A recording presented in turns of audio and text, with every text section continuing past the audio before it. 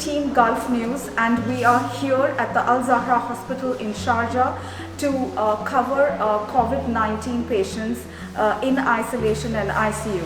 Now, why are we doing this? I think this is what I'd like to start out by saying. We are doing this just like many frontliners. This is our job. We are here to raise awareness, to tell you how things are working in the back end in this whole pandemic situation. And well, a lot of people did ask me yesterday as to, am I risking my life by doing this? Well, to be honest, I don't think any of us have thought about that.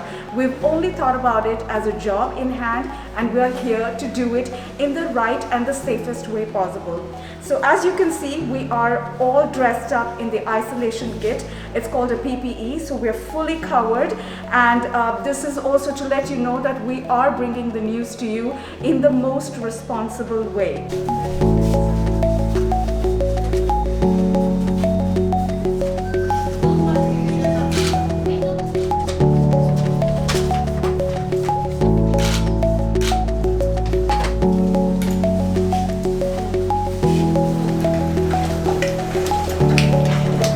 We're here at the isolation unit in Al Zahra Hospital.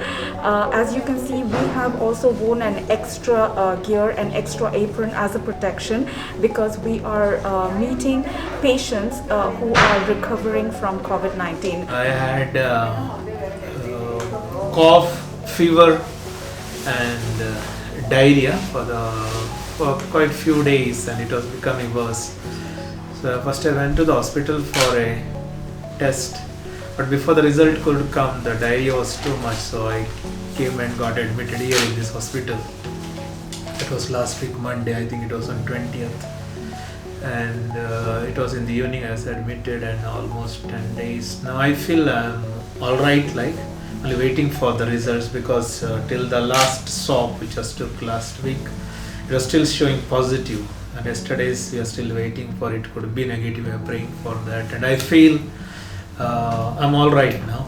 Only weakness is there because I had lot of diarrhea and could not eat. There was no taste for me to eat the food. There was mild problem with my respiratory system and breathing. That sometimes I used to miss one beat of breathing. Like otherwise, it wasn't very serious. But it was mostly with my diarrhea, fever, cough. In the past, I suffered constantly with malaria when I was in Africa, and comparing this sickness and that sickness is totally different, because there was a lot of fear with this, because you do not know. Though the death rate is 3%, but still the fear is there. What is going to happen? Am I going to recover? Because there is no sure treatment for this. Yeah. So that is the issue. And then thinking of the future, now only the worry is that, see, it is not sure that because I am cured today going back that I am free from this disease. It can come back, because there are many people around those who are infected with this disease, and they are carrying it and they are not even aware of it. So the disease can come back again. I had a lot of fear when I came to the hospital, because this particular disease is contagious. And therefore I had the fear that whether the doctors will and the medical staff will treat us properly, because they also have got a lot of fear. They got family, they also have got their dear life. But here the situation is totally different. They are just giving extra care, like, and they never make a show or anywhere. They're just treating like any other patient. And every moment, every staff, doctors, nurses, the housekeeping, those are bringing food, and everybody is so meticulous in caring for the patient, providing every need. And I experienced only good things here, and that is what made me to recover so fast. And everybody gives a positive push. Doctor comes and says every day, "Oh, you are showing good signs." Nurses come and say, "Father, your report will be negative." Then it came positive. It is positive. "It's okay, Father, but you'll be all right." So there is a positive push. So don't worry, you'll be all right. You'll be all right. But I had more concern for them, because I will come here, I'm treated, I may go back now, okay. But they have to continue working with the patients, and they have got their family. So that is what our concern is. It is not that I neglect myself. I have to think of other people, and especially these medical persons, because they have got their family. We have to think of them so that all of us, if we take care in working together in eradicating this disease, so we are doing good for the society. Many fear that COVID means is going to die. No, it is not like that. But we have the fear because there is no precise medicine. I think maybe that is the fear that we have, but it is not death sentence. Don't all of us have to take care. That is the first thing. And suppose there are any symptoms, immediately take the medical assistance. Don't allow it to linger, because don't neglect it. Because once it reaches beyond the control, then nothing can be done. And it is only those who have got a lot of complications with the heart issues, liver issues and all that. Only for them it is a bit difficult to come back. But generally, even people with difficulties, they recovered. We hardly have any death instances here, but most of the people are recovering. So nothing to fear. Don't get into panic.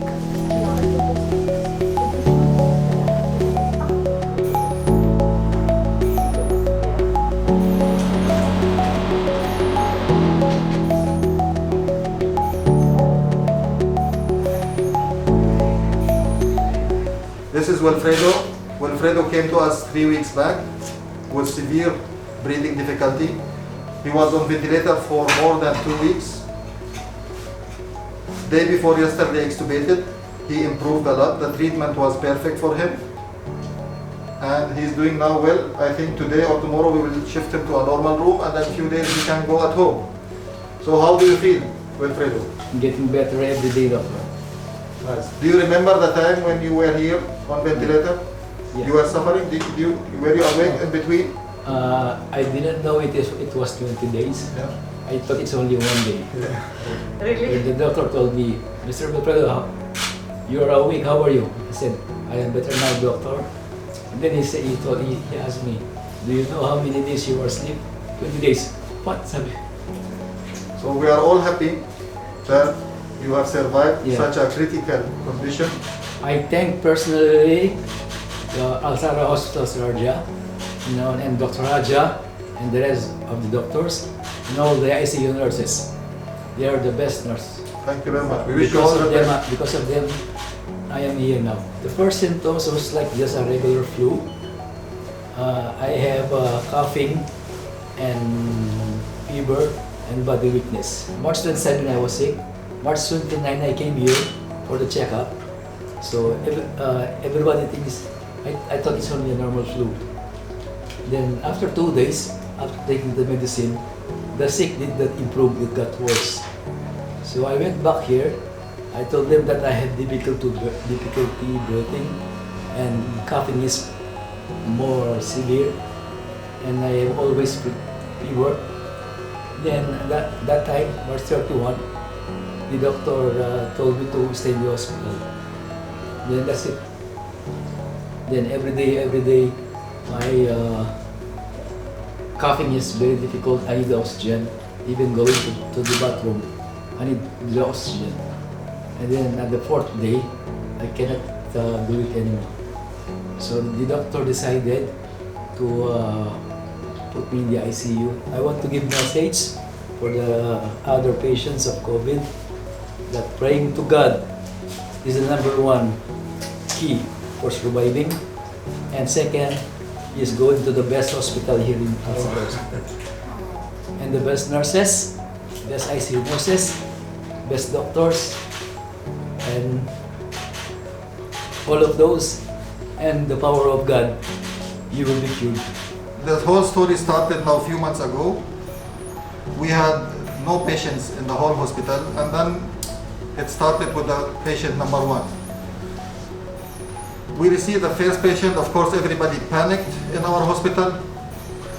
Didn't know how to do, how to deal, how to treat this patient. So the patient was very critical. We put him on a ventilator. We shifted him to our ICU, and we started treating him. Few days later, patients stopped coming. One floor was full.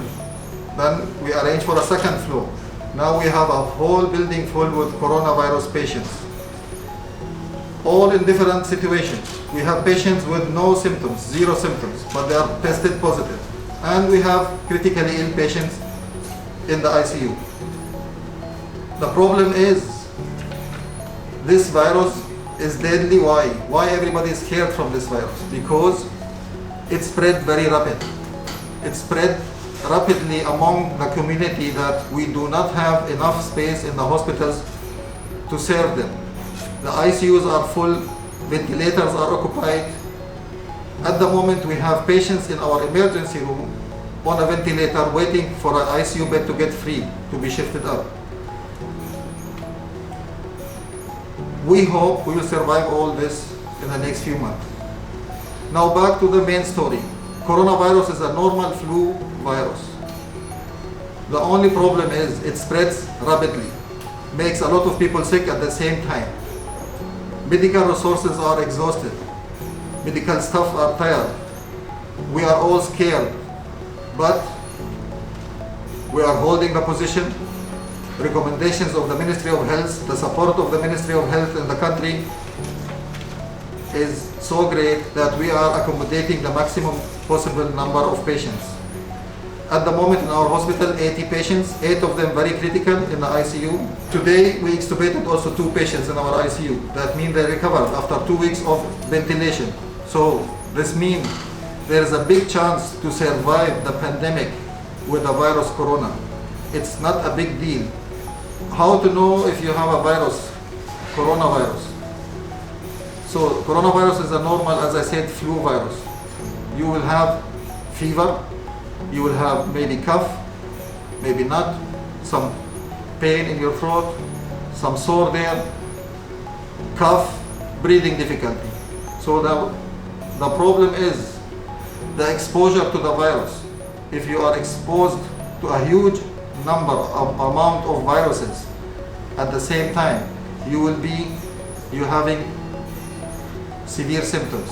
If you are exposed to a less numbers of virus, you will have less symptoms. Now we have patients variety symptoms from nothing, not even a headache, to breathing difficulty where the patient is really suffering and cannot breathe. So the symptoms variation is huge. The problem is these symptoms can come with thousands other diseases. So medical staff is stuck. Once a patient comes to the hospital, is it coronavirus? Is it a normal flu virus? Or is it something else? Maybe he has asthma, maybe he has something else, we don't know. So this puts the medical staff under huge trouble where they need to investigate in a short period of time, isolate the patients immediately and start to treat them. This makes a huge difference in the results. So we need to start treating the patients as early as possible. As you see, I'm not wearing gloves, I'm not wearing a gown, I'm just wearing my N95 mask. The problem is we need to protect ourselves, I agree. The virus comes through the respiratory tract. I have to inhale the virus in my lungs, so I get sick. So the most important thing, I have to protect my my airway with a mask. Now the virus can come to my gown, to my hands, to everything. Every time I come inside this ICU, I wash my hands nicely, I disinfect my hands, I use sanitizer, I change my gloves, and I am fine. There is no reason to panic. Our hospital staff is really so brave. I cannot stop appreciating them every day. I am so thankful for all our nurses, doctors, administration even. We are all trying to help the patients in this crisis. It's been over 3 months since the first COVID patient was announced in the UAE. Today we have over 11,000 cases. Dealing with such a pandemic situation are healthcare professionals, and we have seen it today firsthand at Gulf News how it is all done. The frontliners are braving it all, risking their lives just to save the lives of others. And today was indeed a special day for the entire team of Gulf News here, recording this whole event. We hope you enjoyed it as well. One of the key messages I think that we got was that having COVID does not mean a death sentence. So have no fear, but at the same time, take the necessary precautions, because it is essential to be responsible not just for your life but the lives of others as well. This is Team Gulf News. Stay safe, stay home.